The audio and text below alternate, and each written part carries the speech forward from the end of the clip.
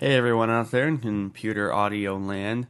Recently I had to reset the jumpers on my Delta 1010 LT, and I figured since there's no videos on this on YouTube, I would go ahead and do a video for you. It's really easy to do. I did it real quick. I had a much harder time getting the screws out of my computer case and changing the jumpers, and it's real easy. So with that, I'll just jump right in and show you how to do it. So obviously the first thing to do is remove the top of our case. After that, we can take a little metal piece here that goes over the PCI cards and kind of holds them in place. And take that off, and after that we'll be able to take out the card. For any less experienced computer hardware people out there, it's real easy to take out the card and put it back in. Just kind of give it a little tug. It should come out pretty easy. And here we have the card out of the case in all of its glory. So the next part, this diagram here, shows the different ways that you can set the jumpers on the Delta 1010 LT. The first, number one, is the way it usually comes, and it's with plus 30 dB gain for mics. Now the problem with this is you can hook up a dynamic or a ribbon mic to it because it doesn't need phantom power. But if you want a condenser microphone or anything else that would need kind of phantom power or has a stronger input level, then you're going to need to adjust the jumpers because it'll be way too hot coming in and you'll get all distorted. So the second one is a little bit less strong.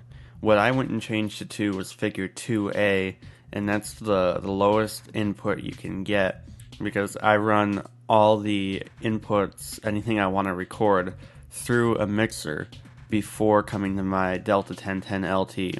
So I set it to number 2A, and I just adjust the levels as I need them on the console. And now I'm going to show you how to do the jumpers. It's really easy.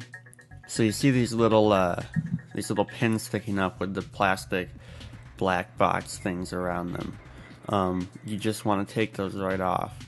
You can pull them off with your fingers or with tweezers. I had a bit of trouble getting one off, so I used my screwdriver to kind of pry it out, but you should always be very careful when doing that. And after that, I seemed to be able to get them off with my fingers after I got the hang of how to pull them out. After you have both of the covers off, you can go ahead and put them back on, and the way you put them back on with the different pins being exposed is how you change the input level. And if you look back at the diagram, you'll see we have these two squares here and the circles. The circles are the pins and the squares are the black boxes, so that's how we want the pins to be exposed when we're putting them back on. You can see how I did that here. You have the one pin on this side and the one pin on the other side exposed. And both of these jumpers are for XLR1 in and XLR2 in. And that's all we're changing is the line or the level for the XLR inputs on our card.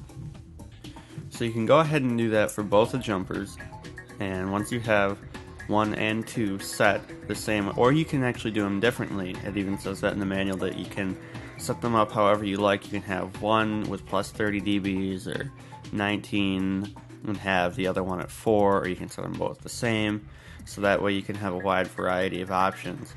I would just suggest getting it how you want right off the bat, because it just becomes a pain in the butt having to take it all apart and pull the card out and set them up again and put it back in. So just figure out how you want it and save yourself a lot of time. After you have both the jumpers set up the way you want them, you just go ahead and put the card back in your computer the way you had it before, and then you can go ahead and recover the PCI area to make sure the cards don't wiggle around at all. And screw that back in, and then you can go ahead and put the case back on and you're all set.